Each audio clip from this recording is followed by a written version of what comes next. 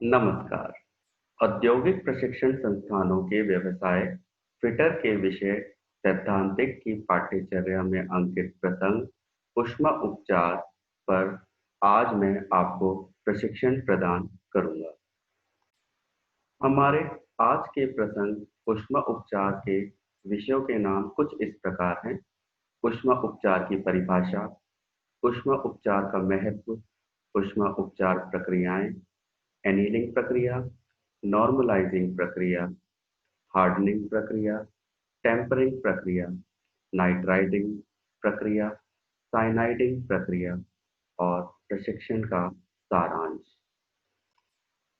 ऊष्मा उपचार की परिभाषा, डेफिनेशन ऑफ हीट ट्रीटमेंट। ऊष्मा उपचार में ठोस अवस्था में धातु का ताप शामिल होता है और फिर बाद में इसे विभिन्न शीतलन दर पर ठंडा किया जाता है। ऊष्मा उपचार प्रक्रिया में धातु एक निश्चित तापमान तक गर्म किया जाता है और फिर एक खास तरीके से ठंडा किया जाता है ताकि इसका आंतरिक संरचना को बदलने के लिए इच्छित गुण प्राप्त किया जा सके।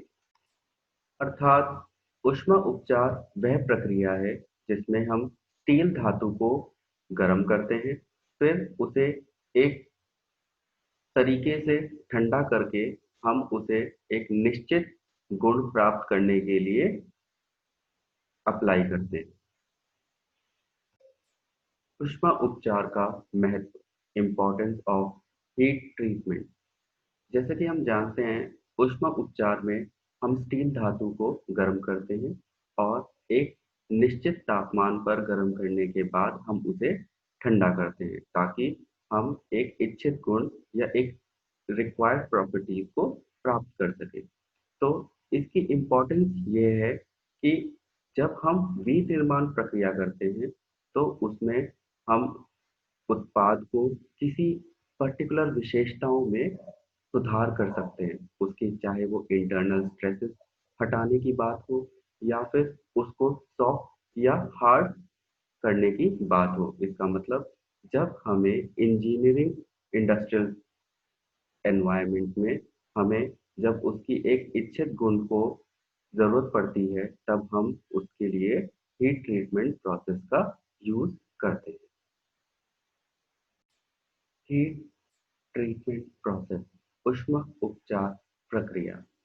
अब ये जो हम हीट ट्रीटमेंट करते हैं इसको हम स्टील पर ज़्यादा अप्लाई करते हैं और उसके जो वांछित गुण हैं जैसे कि कठोरता, नमनीयता, तन्य शक्ति, क्रूरता, ग्रेन का आकार आदि प्राप्त करने के लिए किया जाता है। इसमें हम क्या करते हैं, धातु को या फिर एलॉय को, जिसे हम मिश्र धातु भी बोलते हैं, उसको एक पर्टिकुलर टेम्परेचर पर हम हीट या ताप करते हैं और फिर उसे एक रिक्वायर्ड कंडीशन में हम उसे शीतलन चक्रों का प्रकार प्राप्त करवाते हैं।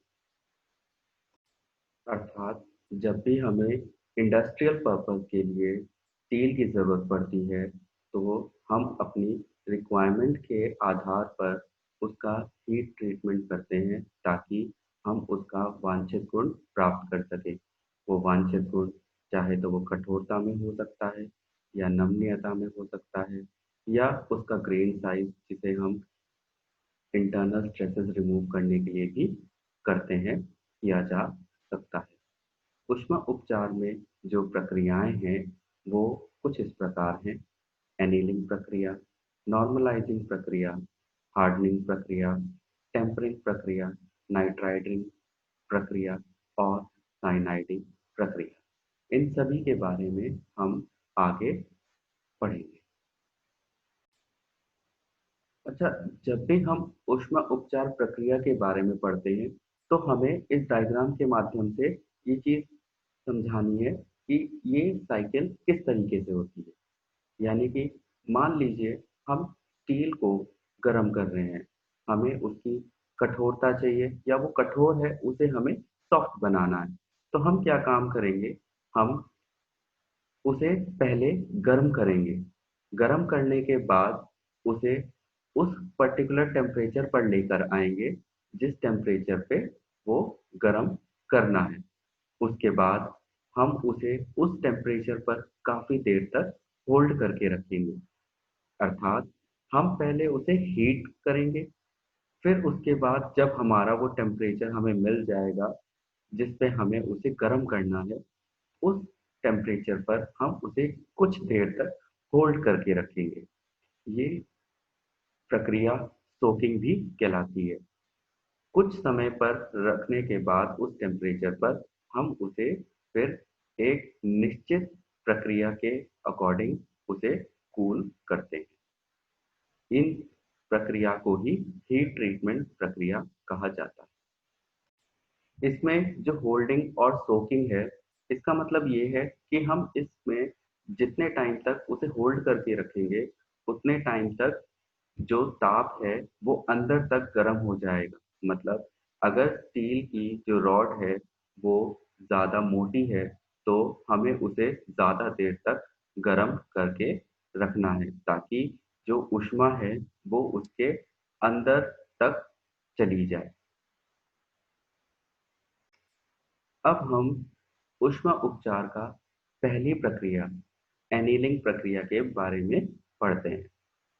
एनीलिंग में एक महत्वपूर्ण तापमान पर या उससे नीचे के तापमान पर स्टील के हिस्सों को गर्म करने के लिए 900 डिग्री सेल्सियस तापमान पर हम उसे गर्म करते हैं और उपयुक्त समय के लिए इसे धीरे धीरे ठंडा होने दिया जाता है। इससे हमें फायदा क्या होता है? इससे आंतरिक तनाव जो स्टील के अंदर होते हैं वो दूर हो जाते हैं और वो स्टील अधिक नमनीय और कम भंगुर बन जाता है।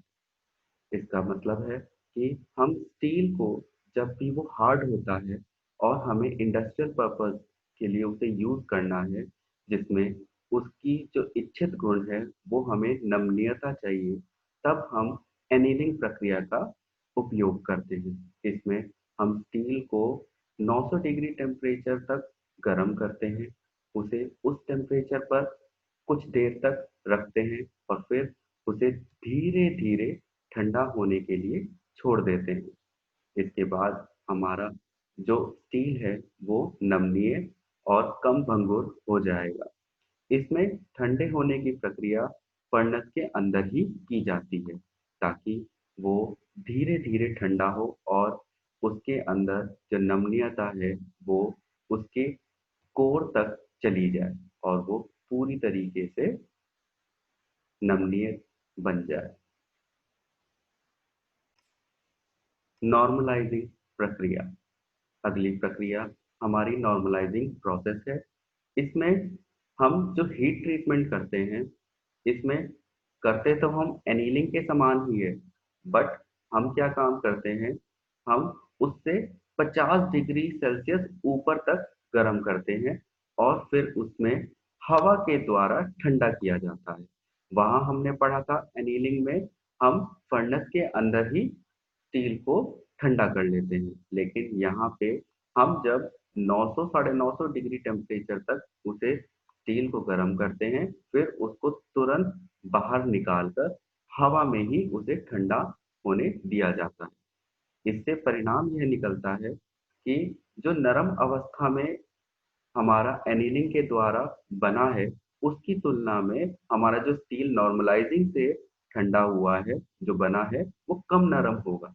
अर्थात अगर हमें ज़्यादा नरम स्टील चाहिए तो हम एनीलिंग प्रक्रिया का प्रयोग करेंगे, लेकिन अगर हमें कम नरम स्टील चाहिए तो हम नॉर्मलाइजिंग प्रोसेस का प्रयोग करेंगे।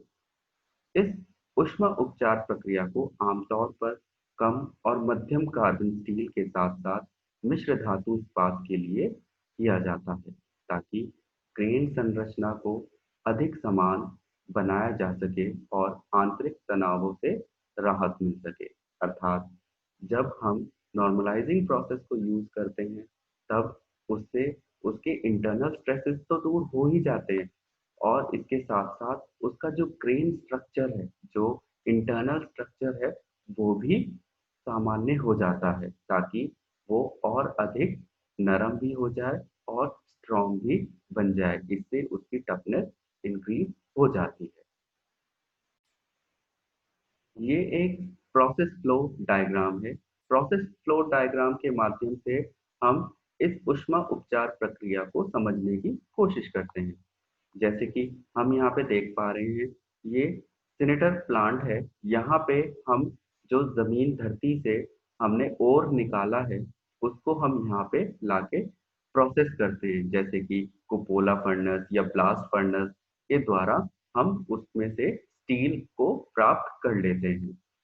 स्टील को प्राप्त करने के बाद हम उसे उस डिजायर्ड शेप में लेके आते हैं कास्टिंग के द्वारा, जिस शेप में हमें चाहिए होता है स्टील। मान लीजिए हमें स्टील छड़ के रूप में चाहिए, तो हम कास्टिंग के द्वारा उसे बना सकते हैं। इसके बाद हम उसमें कई सारे ऑपरेशन करते हैं और फिर उसे एक निश्चित साइज में, निश्चित शेप में उसे ले आते हैं। इसके बाद हमारा शुरू होता है एनीलिंग का या ऊष्मा उपचार का प्रोसेस। ऊष्मा उपचार हम तब करते हैं जब हमें ये पता लग जाता है जो हमें स्टील मिला है वो हमारे उपयोग के हिसाब से नहीं है। वो या तो ज्यादा ही हार्ड है या वो ज्यादा ही नरम है। ऐसे केस में हम क्या काम करते हैं, ऊष्मा उपचार का प्रयोग करते हैं। ऊष्मा उपचार का पूरा प्रोसेस करने के बाद हम फिर उसको इंस्पेक्ट करते हैं और फिर उसकी क्वालिटी भी चेक कर लेते हैं। और फिर जब वो सही पाया जाता है तो हम इसे आगे उसके डेस्टिनेशन पर भेज देते हैं।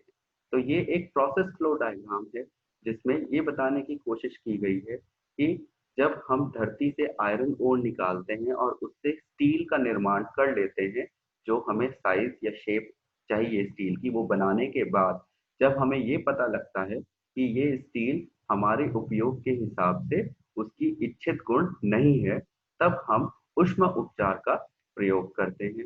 ऊष्मा उपचार का प्रयोग करने के बाद हमें उसकी जो क्वालिटी है, जो जो उसकी इच्छित गुण है, वो हमें मिल जाते हैं। और फिर हम उसको इंस्पेक्शन करने के बाद उसे वहां पर उसके निर्धारित डेस्टिनेशन पर उसे भेज देते हैं। तो ये हमारा प्रोसेस फ्लो डायग्राम है।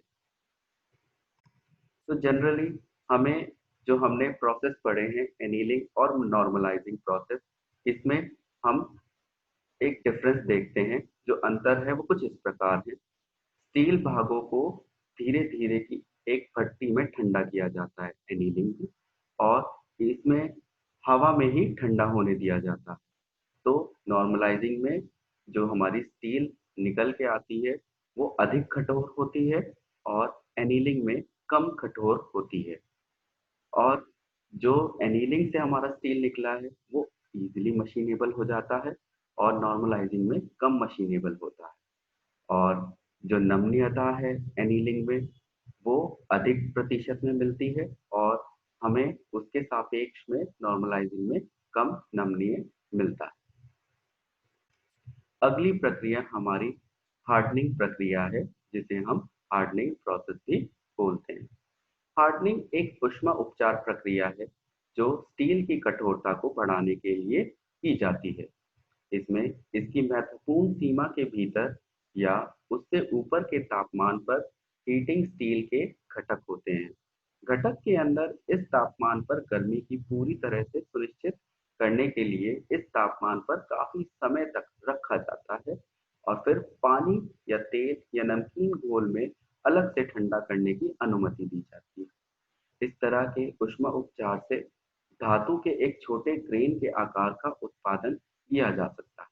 अर्थात हार्डनिंग प्रोसेस वो प्रोसेस है जिसमें हम स्टील को हीट करते हैं और फिर उसे उस टेम्परेचर पर काफी देर तक रखते हैं। उसको रखने के बाद हम उसे फर्नेस से निकालेंगे और उसे एकदम पानी में या तेल में या नमकीन घोल में उसे ठंडा करने के लिए रख देंगे। इससे ये होता है कि जो हमारा स्टील है वो एकदम से बहुत हार्ड हो जाता है, उसकी सतह बहुत हार्ड हो जाती है। और ये जनरली हार्डनिंग प्रोसेस छोटे छोटे साइजेस जो होते हैं उनके लिए प्रयोग किया जाता है। टेम्परिंग प्रक्रिया। जनरली ये देखा गया है कि जब हम हार्डनिंग प्रोसेस करते हैं, उसके बाद हमें जो स्टील मिलता है वो अत्यधिक हार्ड हो जाता है, तो उस पे हम मशीनिंग नहीं कर पाते।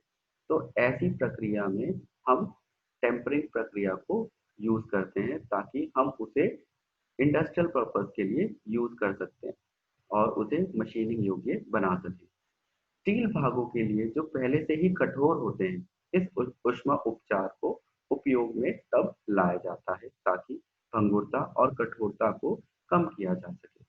यह प्रक्रिया भंगुरता और कठोरता को कम करती है, लेकिन स्टील की तन्य शक्ति में बहुत सुधार कर देती है।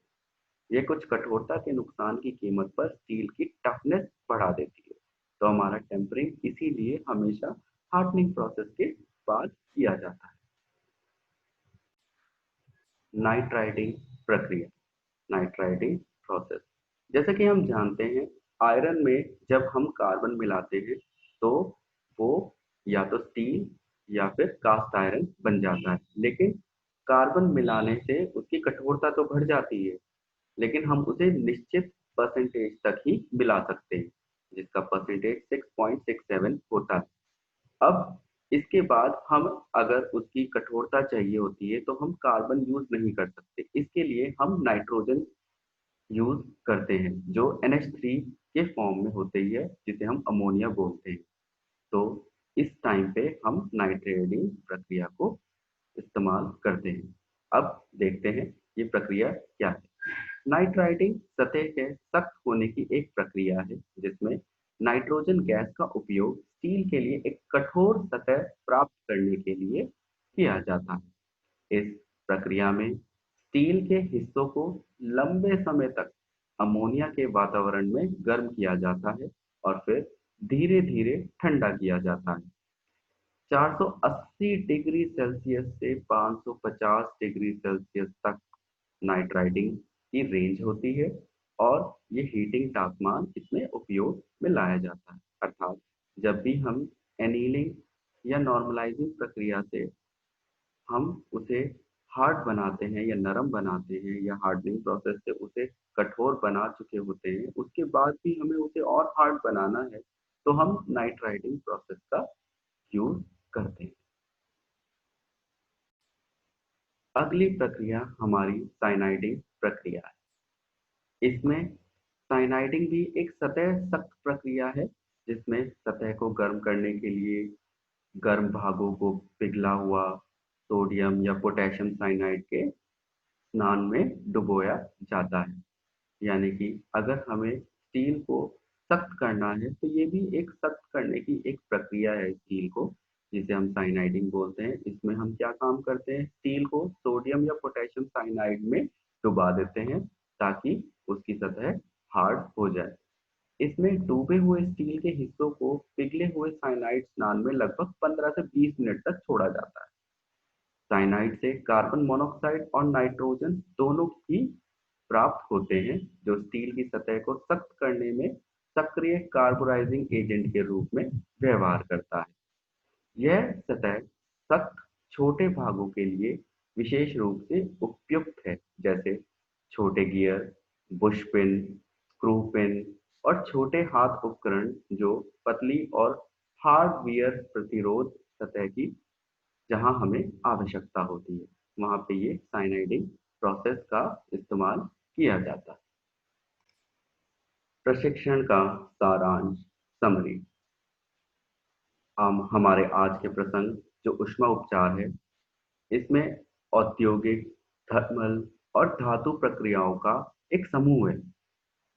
तो ऊष्मा उपचार में हम ये कह सकते हैं कि जो औद्योगिक का है, थर्मल का है या धातु प्रक्रियाएं हैं, वो सारी इसमें समाहित हैं, जिसका उपयोग हम किस में करते हैं, भौतिक और कभी कभी रासायनिक या एक पदार्थ के गुणों को बदलने के लिए हम ऊष्मा उपचार का प्रयोग करते हैं।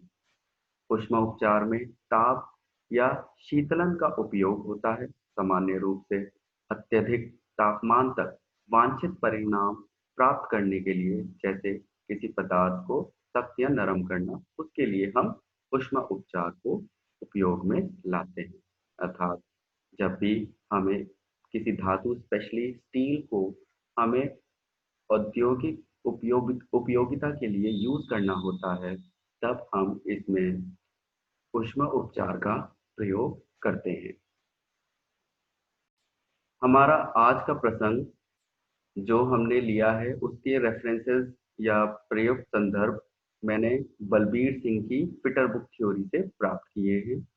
और आप इसके अगर आपको नोट्स बनाने हैं तो आप बलबीर सिंह की फिटर थ्योरी बुक को भी रेफरेंस में ले सकते हैं। और निमी learningonline.in पर जाकर भी आप अपने नोट्स बना सकते हैं। और bharatskills.gov.in पर भी जाकर आप अपने रेफरेंसेस के थ्रू अपने विषय के नोट्स बना सकते हैं। आज मैंने ऊष्मा उपचार पर आपको प्रशिक्षण प्रदान किया है। आशा है आपको यह प्रशिक्षण भविष्य हेतु मददगार साबित होगा। धन्यवाद।